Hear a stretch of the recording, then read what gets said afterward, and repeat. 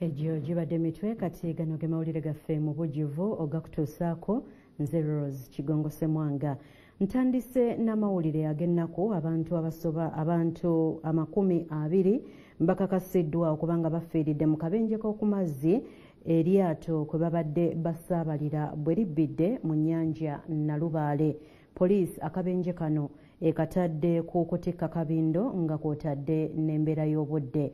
Akabenje kagudde ku Kizinga Bukasa Essese nga babadde ku lyato babadde bagenda Kasenyi. Abantu 20 bafiiridde mu Nyanja Nalubaale Eryato Kwebabadde basaabalira bwe lyebbiseemu. Bano babadde bava ku Kizinga ky'e Bukasa Essese nga akabenje kano kaguddewo ku ssaawa 11 ng'obudde bukya. Omu ku basumatuse ye Musumba Joseph Lule ng'agambye nti bakedde nnyo okuva e Nabatya okugenda e Kasenyi ne batuuka Entuuwa ne batika ebintu kyokka bibadde bingi nnyo ekibaviiriddeko okutikkulako ebimu. Twavuddeyo kasaawa 5 okubeerwa Nabatya nga tujja wano e Kasenyi ne tuuka Entuuwa ne tutikka. Ekituufu kiri nti eryato yeetikka nnyo. Kyokka bwe batuuse wakati mu nnyanja eryato ne litandika okunywa amazzi. Eryato mu kutikka ennyo ne basooka batikkulako ebimu era ne bisigala nga kwebiri. Kati oluvannyuma lw'okujja nsanga empewo ne linywa amazzi nga gava eno wansi mu kalumba. Kati abagwa baaliwo ne bakuba enduulu nti abange tukka. Agamba nti eryato lino kubaddeko abasuubuzi n'abasaabaze 34 nga poliisi yakataasaako abantu 10 abalamu. Nategedde ng'okufa kutuuse naye nga nnaku kusaba Katonda okuntaasa. Kye nakoze ne nkwata eryato nga liwunzise bwe liti kati ne ndikwata nga ndi wala mpandidda ku mugongo bweti. Kati abaana be nga mpalampi enzize ku mugongo nabo ne bajja ne bangoberera. Agambye nti ekimuyambye kwe kwambala life jacket naye nti eryato libadde litise kabindo. Tusuubira nti abafudde bali mu 20 naye abasobodde okuwona bali abantu. Naye ku makya twaviiriddewo twalabyeko emirambo etanga giri kungulu ku makya. Ku makya ku 12 gyati ginaakukka. Naye tugisuubira okuba nga gyamaze egikka. Asabye abantu okwetanira life jackets kubanga zitaasa. Abagoba bombi bafudde Karim n'amanyiddwa nga Emma.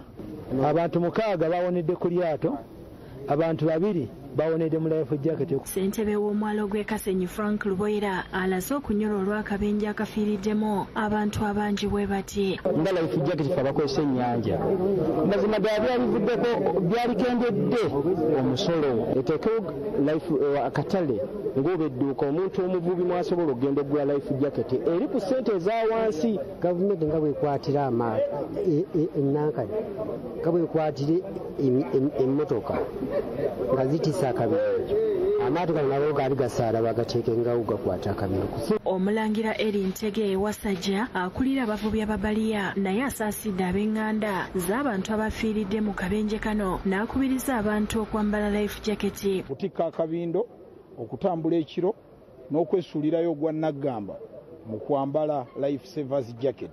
Mwekyo omwogezi wa poliisi mu Kampala n'emirirwano Patrick Onyanga akakasizza akabenje kano era nti abantu 20 be bafudde nga waliwo n'abanonoddwa. 20 bafu bafudde 9 babataasizza they were rescued. Abalala abasirikale abamu ku mazzi bakyali muyiga ogezako okubataasa. Onyanga akabenje kano akatadde ku kutikka akabindo ng'embeera y'obudde mbi. Eryato lino badde etisse abantu,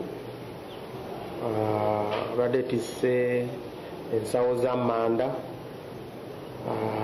emmere.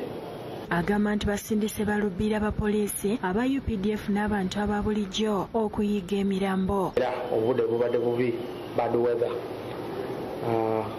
Abasirikale baffe abakolera ku mazzi police marine, abasirikale abalwanyisa envuba embi n'abatuuze bali mu mazzi eyo nga bagezako okutaasa abantu abakyali kuki ku mazzi. Ssentebe wa disitulikiti y'e Kalanga Rajab Semakula agamba nti kyanaku disitulikiti okufiirwa abantu abangi bwe bati. Disitulikiti okufiibwa abantu 20 omulundi gumu kiba kirumya nnyo.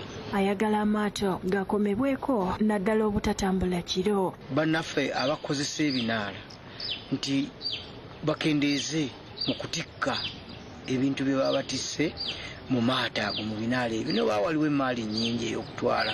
Moses Kabuuso omubaka w'ekyamuswa naye atuuse mu kifo kino n'asonga wava obuzibu.